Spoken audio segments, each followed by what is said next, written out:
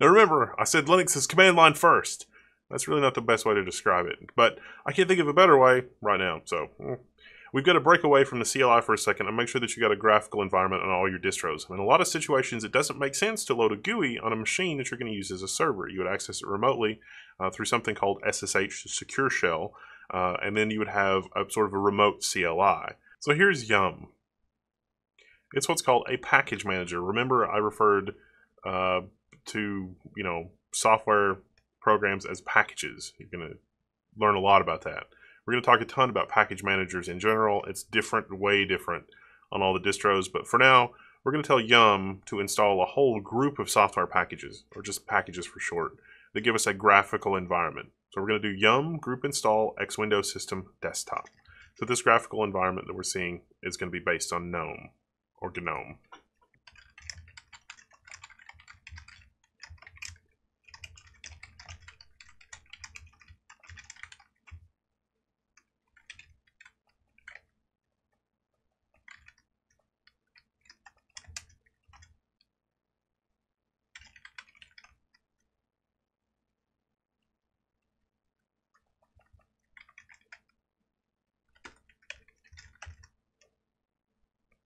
Now this is Red Hat. Before we get to Yum group install X Windows System, we are going to have to register this system with Red Hat in order to get updates, because that's how Red Hat works. Now if you opted for CentOS, you don't have to do this step. Now out of the box, Red Hat really doesn't do much for you. It is unlikely that your Red Hat machine is actually on the internet. So if you do ping www.google.com, it's not likely to work. It works in my case because I already got it working. You can do IPA, which will show you all of the interfaces in your system.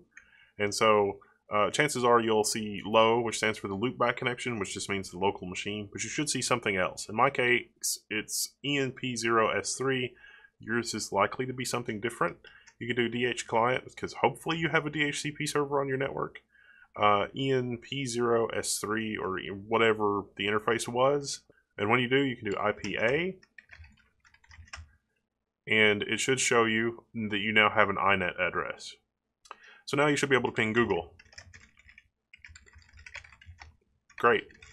We're on the internet. Now we can register the machine with Red Hat and get updates. So you can run subscription-manager, register, subscription manager, all one word, and it will register with the system. You'll have to enter the username and password that you provided at the Red Hat portal. And again, if you're on CentOS, DHCP will have been enabled by default, very likely. If not, you can run the DH client and do the IP command, it's fine. Then you can do subscription manager attach -- auto. And then you can finally run yum update and get a reasonable set of commands. Now, you'll notice that this command says, oh, you must be the admin user to do something, and I type sudo ! !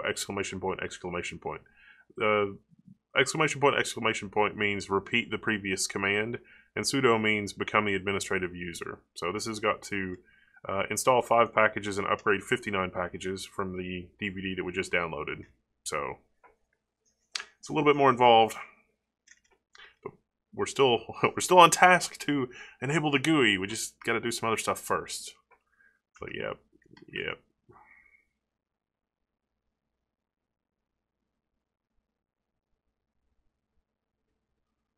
Great, we're done. Now we can do yum group install.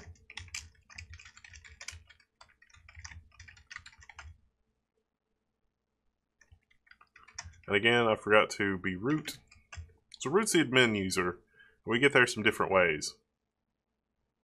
Yeah, look at that. It's going to install 11 packages and 248 dependent packages. So wouldn't you have liked to have specified all that on the command line? Because so it's like this depends on this, depends on this, depends on this, depends on this. There are groups of packages, though, to make your life easier. And when we learn how to use yum later, you can get a list of the things that are available. So if you're a developer, you can install development tools. If you're building a web server, you can install the stuff that you need for web development stuff.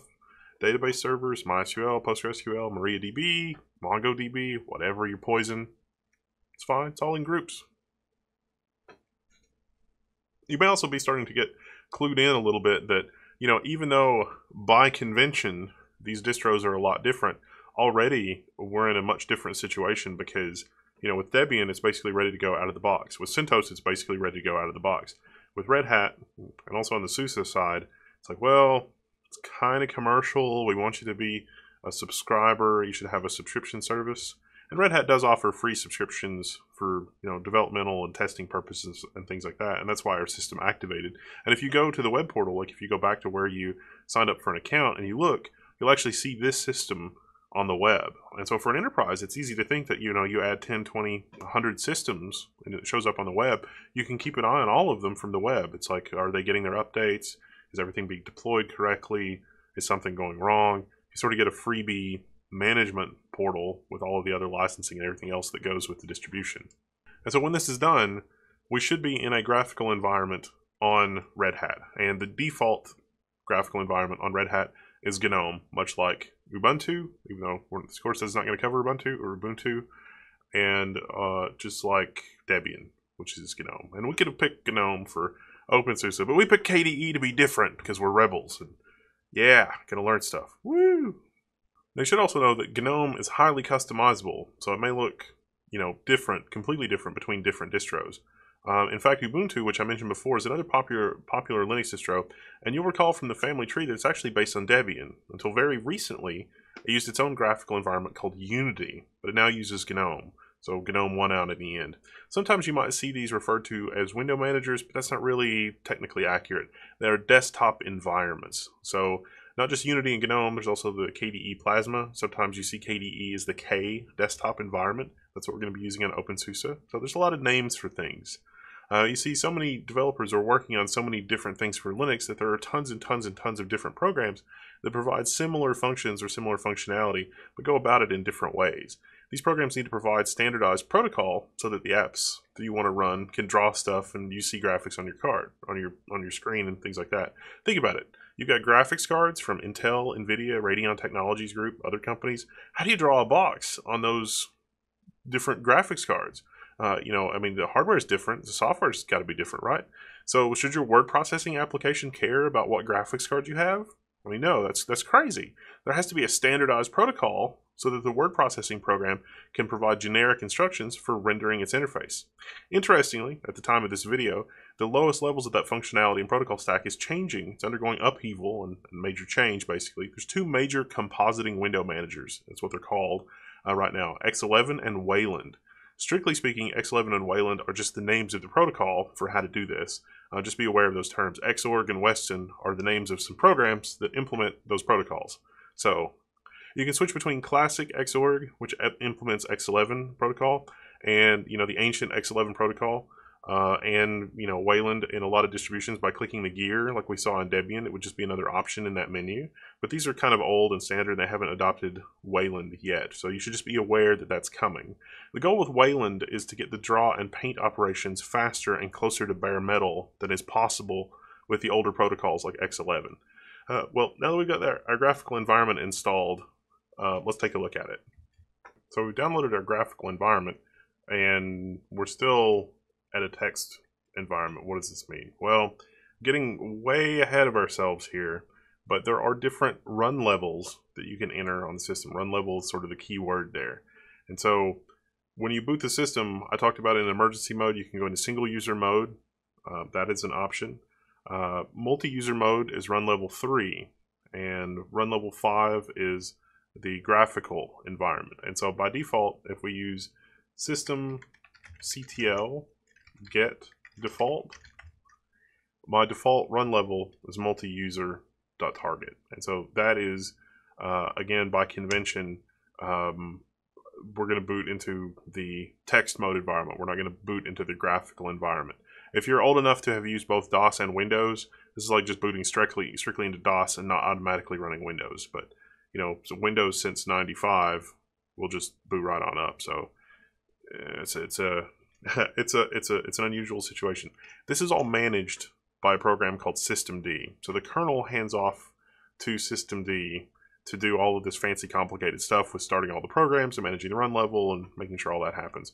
That was not always the case. Systemd is a relatively recent change. There was something else called systemv, system5, systemv. It depends on, you might see it as sysv or system5 or whatever. init. And this was just a series of shell scripts. And the shell script is just a text program like somebody was typing out commands, but it's inside a file to do stuff. And it turns out that you can't do super complicated things with that. Like maybe starting the network server depends on something else having been started, or starting the database server depends on the network having been started.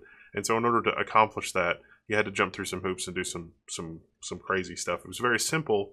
Systemd, very complicated. You will see a lot of complaints on the internet that Systemd, does a lot of stuff unnecessarily and is overly complicated and that sort of thing. And it used to be that we could just change one text file in the configuration directory and change the run level, but now we have to use systemctl.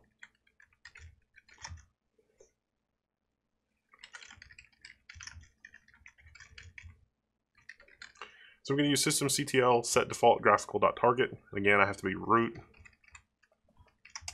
So I would just run sudo with that, and then that would work fine.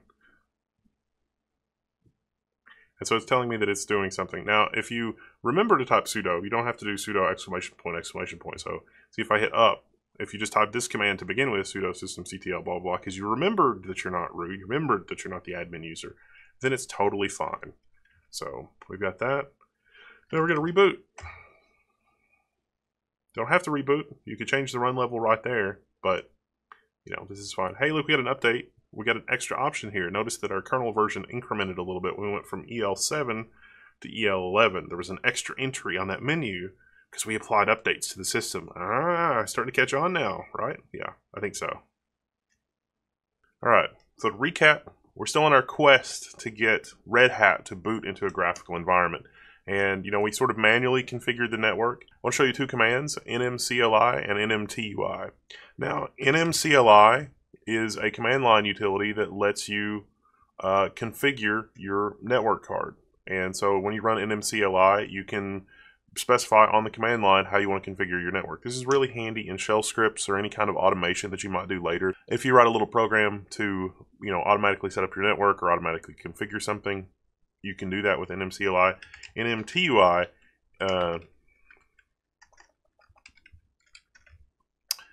gives you this, which is kind of a graphical environment at the command line, but not really.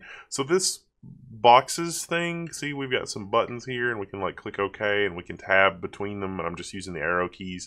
This is called curses. Well, more specifically, ncurses. This is the library is called ncurses. When we get into kernel configuration later and you do make menu config, menu in the menu config gives you a curses menu where you can do stuff, or ncurses is the library, ncurses 3. And so there are several utilities in the Red Hat distro that are a curses interface to common system administration things.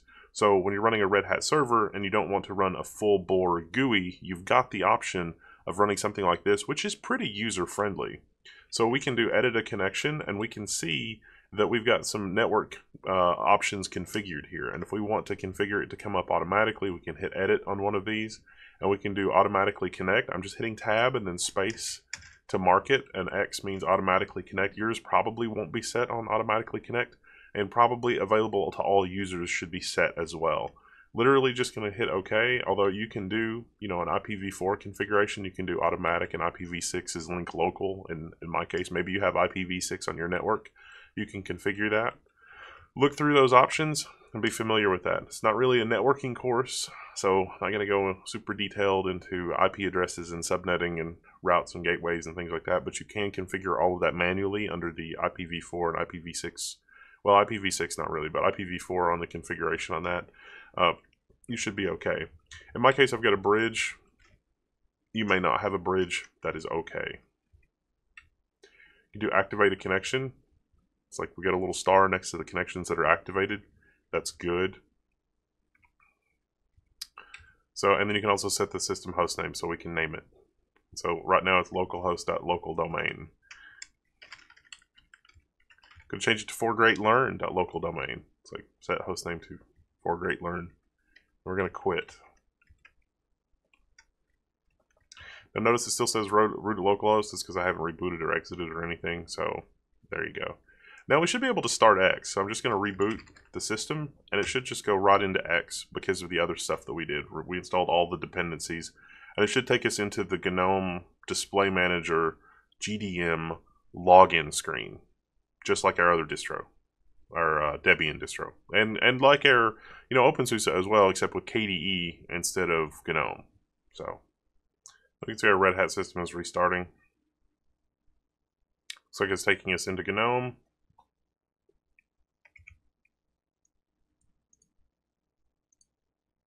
We're in GNOME. This is GDM. As we can see from our GNOME screen, we've got some options. There's an accessibility menu up here where you can turn on high contrast, zoom, large text. This will be pretty much the same on most GNOME systems unless they have accessibility disabled for whatever reason. You can read more about these features in accessibility. I'm not going to go into them. On-screen keyboards, sticky keys, mouse keys, that sort of thing. You can see here that our network connection is enabled. We've got a wired connection. GNOME on the login screen really doesn't give you a lot of info. You can also see that we've got the sound control. We've also got power control here where we could shut down the system if no one is logged in. So that's a neat feature. Not listed, we could log in as root, for example.